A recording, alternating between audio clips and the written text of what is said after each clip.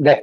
성경을 읽기 유익한 지식들 특강 21번째 헬라 2입니다. 헬라 1은 헬라 철학이었고요. 오늘은 헬라의 역사, 그 중에서도 알렉산더 대왕과 그 이후에 헬라 제국이 어떻게 되었는가 한번 살펴보도록 하겠습니다. 먼저 이스라엘 역사를 다시 한번 정리를 합니다. 이스라엘 역사를 다시 한번 정리를 하는 게 좋을 것 같아요.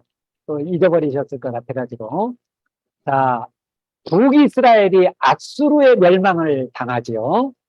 자, 북이스라엘이 열지파죠. 열지파가 앗수르의 멸망을 당하는데 이게 BC 721년이었습니다.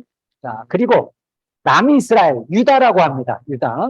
지금은 이제 뭐 유대인 뭐 이렇게 합니다만 유다 지파였는데 사실 베냐민 지파도 포함이 되죠. 남이스라엘은.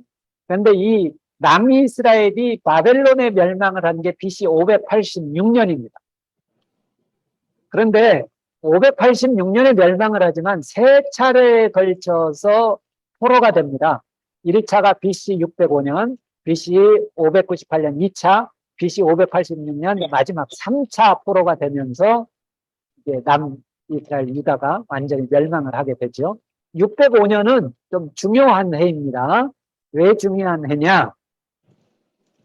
자, 바사의 고레스에 의해서 이제 귀환을 하게 되는데, 맨 처음 1차 포로가 605년인데, 이때는 주로 왕족들이 포로가 됩니다. 이 포로 가운데 다니엘이 있죠. 그런데 바벨론을 멸망시킨 바사, 페르시아가 고레스죠. 고레스 원년에 포로로 잡아왔던 민족들을 다시 돌려보냅니다. 그런데 이 귀환도 세 차례에 걸쳐서 일어나게 되는데 1차는 BC 538년 스룹바벨과 예수아가 인도를 합니다. 그리고 돌아와서 이제 성전을 완공을 하죠. 그런데 성전이 이전 성전은 뭐예요? 솔로몬이 지었던 성전 아니에요. 어마어마한 성전이었었는데 이 돌아와서 지은 것은 아주 초라한 성전이었습니다. 이게 상당히 오랜 기간 동안 지속이 되죠, 이 성전이. 그래서 나중에 헤롯이 이 이스라엘 백성들의 마음을 얻고자 성전을 다시 크게 건축을 합니다. 그게 예수님 당시의 성전이죠. 자, 2차 귀환이 BC 458년. 이때 지도자는 에스라입니다. 에스라가 인도를 해서 돌아오고요. 그리고 3차 귀환이 2차 귀환 후 13년 후인데 느헤미야에 의해서 이제 또 귀환을 합니다. 느헤미야서를 보면 잘 기록이 되어 있죠. 그래서 느헤미야가 3차 귀환을 한 후에 예루살렘 성벽을 완공을 합니다. 그렇다면 이스라엘은 지금 이런 포로로 잡혀가서 귀환을 하는 이런 과정 가운데 있는데 이스라엘 주변에 있는 국가들은 당시 어떤 상황이었을까? 첫 번째, 자, 아수르가 멸망합니다. 1차 포로가 605년이라고 그랬죠. 605년에 중요한 해가 있는 거예요. 뭐냐면 605년에 BC 605년에 갈그미스 전투가 벌어집니다. 아수르와 바벨론 그리고 애굽 그리고 여기에 유다가 또 개입을 합니다. 그래서 이 4개국이 이게 막 섞여가지고 이제 전쟁을 펼치게 되는데요. 그런데 여기에서 아수르가 결국 패망을 하죠. 이미 아수르는 사실은 이제 국력이 좀 거의 약화됐던 시기예요. 근데 아수르가 멸망을 하고 바벨론이 등장을 하는 해가 이제 605년이라고 할 수 있어요. 그리고 갈그미스 전투에서 승리를 한 이 바벨론이 그 유다에도 남이스라엘에도 와서 지금 포로로 제 1차 포로로 잡아간 거예요.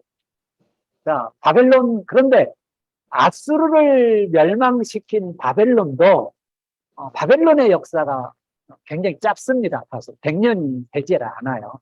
그러니까 그 번영했던 시간이 굉장히 짧은데 바벨론도 결국은 멸망을 합니다. BC 539년 바사 페르시아의 고레스에 의해서 멸망을 당합니다. 그리고 이 페르시아도 마찬가지죠. 페르시아도 그러니까 뭐 한 200년 정도 지난 다음에 에, 이수수 전투라고, 이거는 이 전투가 어떤 전투냐, 알렉산더와 붙은 전투. 알렉산더. 이 알렉산더가 등장을 하는 거죠. 그래서 페르시아도 멸망을 하고, 그리고 이제 아까 이야기했던 바사의 고레스에 의해서 이스라엘 백성들이 귀환을 하게 되고 헬라가 등장을 하는데, 이 주요 인물은 알렉산더입니다. 근데 이 알렉산더에 대해서 조금 살펴볼 필요가 있는데요.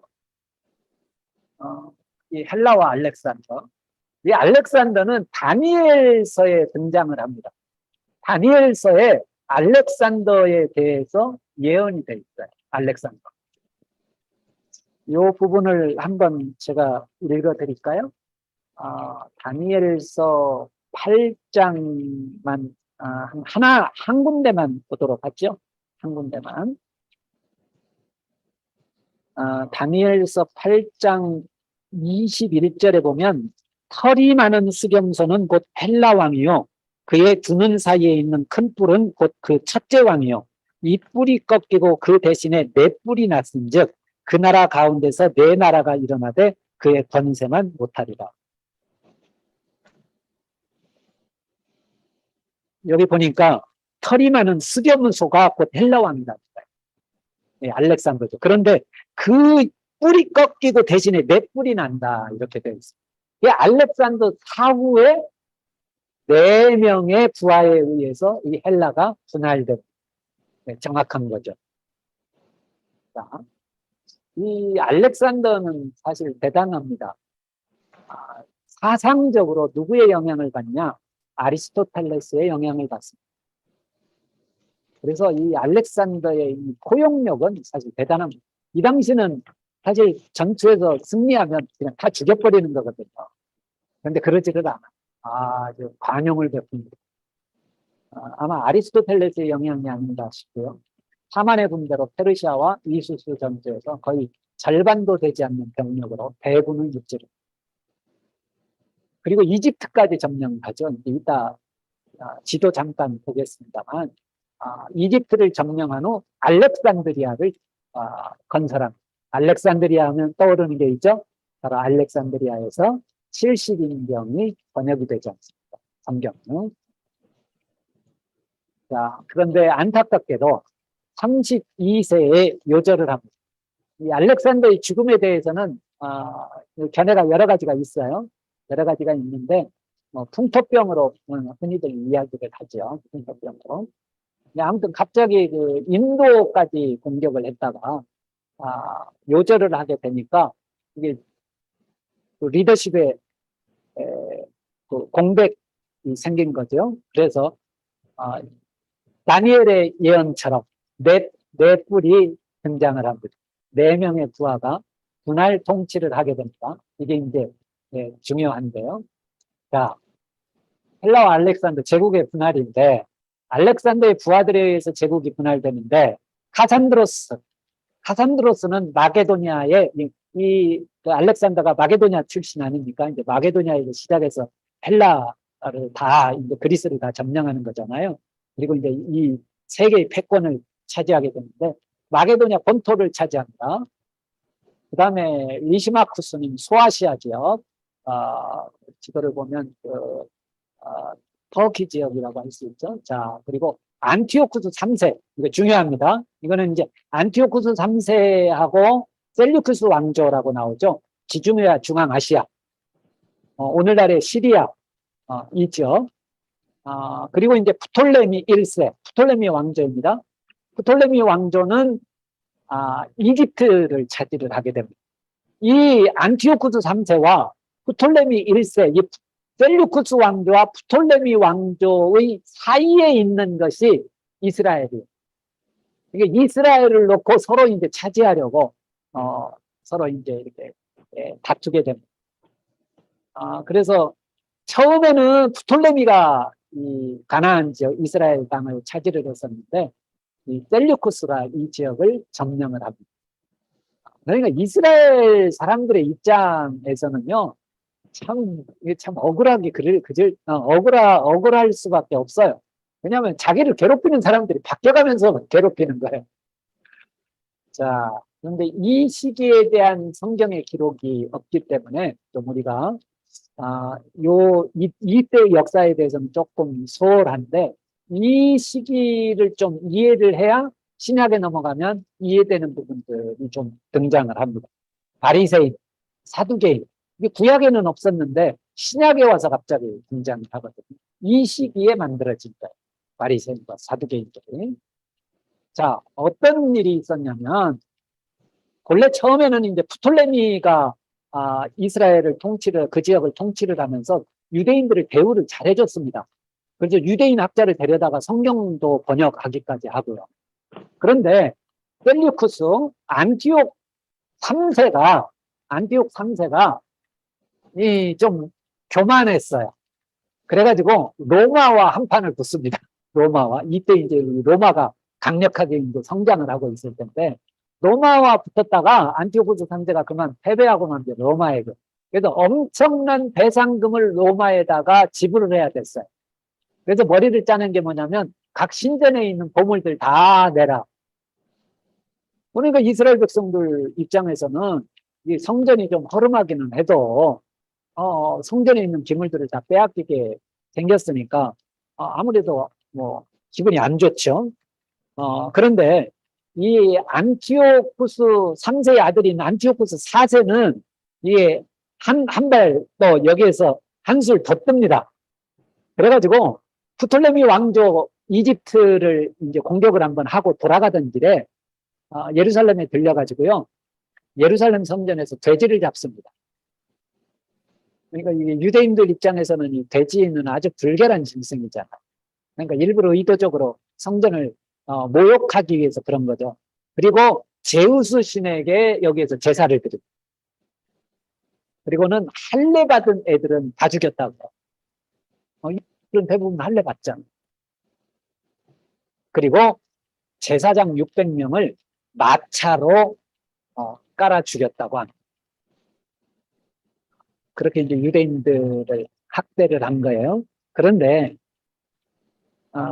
당연히 안티오쿠스 4세의 이런 또 헬라화를 시키려고 했거든요.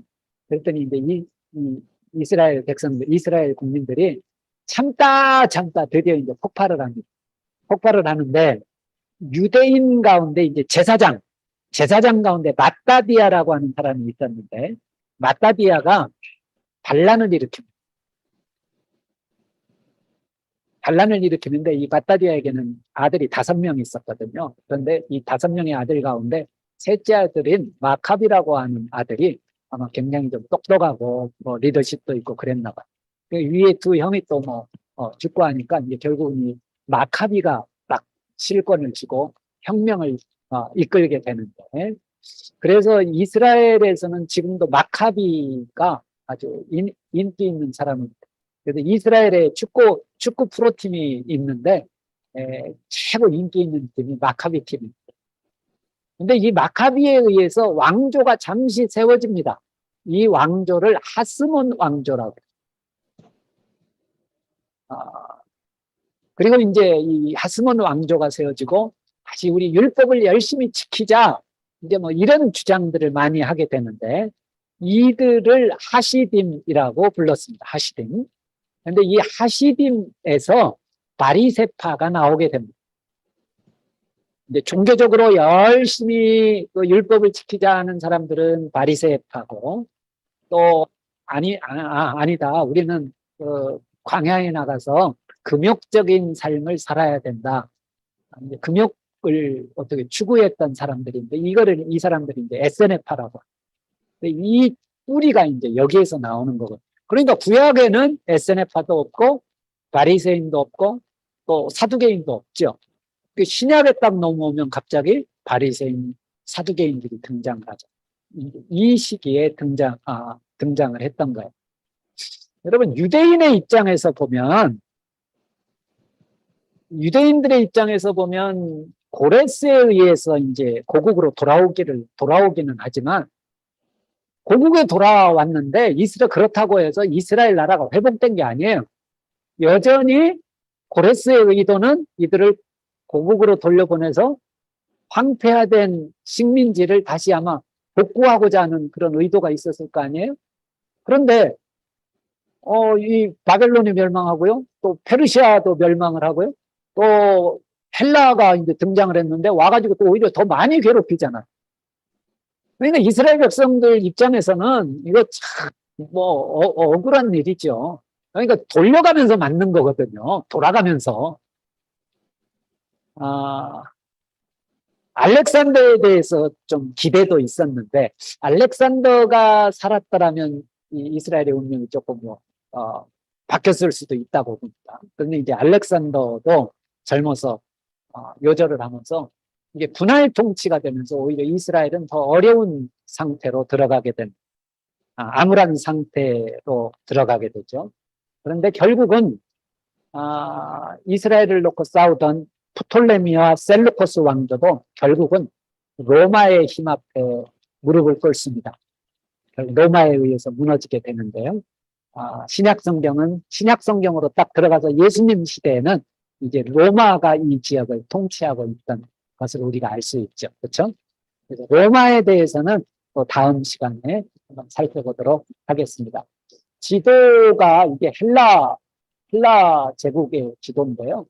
거의 인디아까지 거의 장악을 합니다. 동편으로 가면. 왼편으로 가면은 이제, 본래 이제, 마게도냐 지역, 그쪽에 있습니다. 그리고 이제 이집트까지 점령을 했죠. 이집트까지. 헬라 제국. 가장 중요한 건 뭐예요? 여러분 신약 성경이 헬라어로 기록이 되어 있잖아요. 그래서 헬라의 영향이 얼마나 큰가를 알 수 있습니다. 특히 문화적으로 영향을 줬죠. 로마가 헬라를 멸망시켰음에도 불구하고 로마는 헬라의 문화를 그대로 이어갔잖아. 문화적으로는 오히려 헬라가 로마를 정복하잖아요. 헬라가 그렇게 중요한, 그리고 성경 자체가 헬라어로 기록이 됐고요. 오늘 헬라의 역사에 대해서 짧게 살펴봤고, 알렉산더 대왕, 그리고 그 이후에 네 부하에 의해서 분할 통치된 걸 살펴봤는데, 여러분 알렉산더 대왕이라고 하는 영화가 있습니다. 이 영화를 꼭 보시기 바랍니다. 적극 추천합니다. 알렉산더 대왕 영화를 보면 그래도 성경을 이해하는데, 그 시대를 이해하는 데 굉장히 도움이 됩니다. 네, 알렉산더 그 영화를 보면 맨 처음에 그 아리스토텔레스한테 배우는 그 장면이 등장합니다.